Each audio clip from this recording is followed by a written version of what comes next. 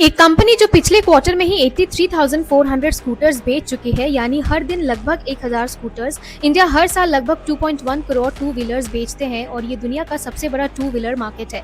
आज इनमें से सिर्फ 6.6% व्हीकल इलेक्ट्रिक है। सिर्फ 4 साल पहले ये नंबर 1.8% था। मतलब ईवी पेनिट्रेशन पिछले 4 सालों में लगभग 3 गुना बढ़ चुका है। और फाइनेंशियल ईयर 30 तक यानी अगले 4 सालों में लगभग हर क्रेडिबल रिसर्च के मुताबिक इलेक्ट्रिक व्हीकल्स नए व्हीकल्स सेल्स का 20% हिस्सा बन सकता है। यानी ये कैटेगरी अगले 4 सालों में एक बार फिर लगभग 3 गुना ग्रो कर सकता है। और ग्रोथ को सपोर्ट करने के लिए पॉलिसी टेलविंड भी मौजूद है। इस साल अप्रैल में दिल्ली गवर्नमेंट ने भी अपनी ड्राफ्ट ईवी पॉलिसी 2026 और 2030 रिलीज की थी, जिसमें साफ मेंशन किया गया था कि 1 अप्रैल 2028 के बाद दिल्ली में कोई भी नए पेट्रोल, डीजल या सीएनजी टू व्हीलर रजिस्टर नहीं किए जाएंगे।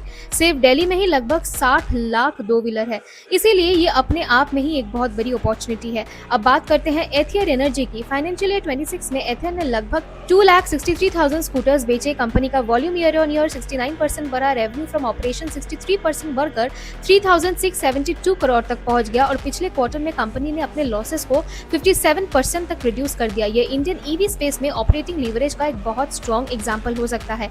फाइनेंशियल ईयर 25 में एथियर ने 2,255 करोड़ का रेवेन्यू पर 812 करोड़ का लॉस रिपोर्ट किया था, यानी लगभग 35% का लॉस मार्जिन। फाइनेंशियल ईयर 26 में लॉस घटकर 517 करोड़ रह गया, जबकि रेवेन्यू बढ़कर 3,672 करोड़ हो गया। इससे लॉस में लगभग 14% तक गिरावट दिखा। कंपनी का ग्रॉस मार्जिन 19 से 24% हो गया। इबिटा मार्जिन में 1630 बेसिस पॉइंट का इंप्रूवमेंट आया है और कंपनी की हिस्ट्री में पहली बार ऑपरेटिंग कैश फ्लो पॉजिटिव हुआ है, जो ₹32 करोड़ रहा। अब ये सेटअप हद तक वैसा ही लग रहा है जैसे आइशर मोटर के साथ अर्ली 2010s में हुआ था, या बजाज के साथ लेट 90s में, या टीवीएस के साथ अर्ली 2000s में, क्योंकि टू व्हीलर कंपनी के पास बहुत बड़े संक कॉस्ट होते हैं, R&D, dealer network, software stacks और चार्जिंग इंफ्रास्ट्रक्चर। इसीलिए जब वॉल्यूम एक सर्टेन थ्रेशोल्ड क्रॉस करता है तो हर एडिशनल यूनिट प्रॉफिटेबिलिटी के और करीब पहुंच जाता है और एथियर फिलहाल उसी थ्रेशोल्ड पर नजर आ रही है। कंपनी का औरंगाबाद फैसिलिटी इसी महीने प्रोडक्शन शुरू कर रहा है, जिसका final ramp up target 14.2 lakh units का है।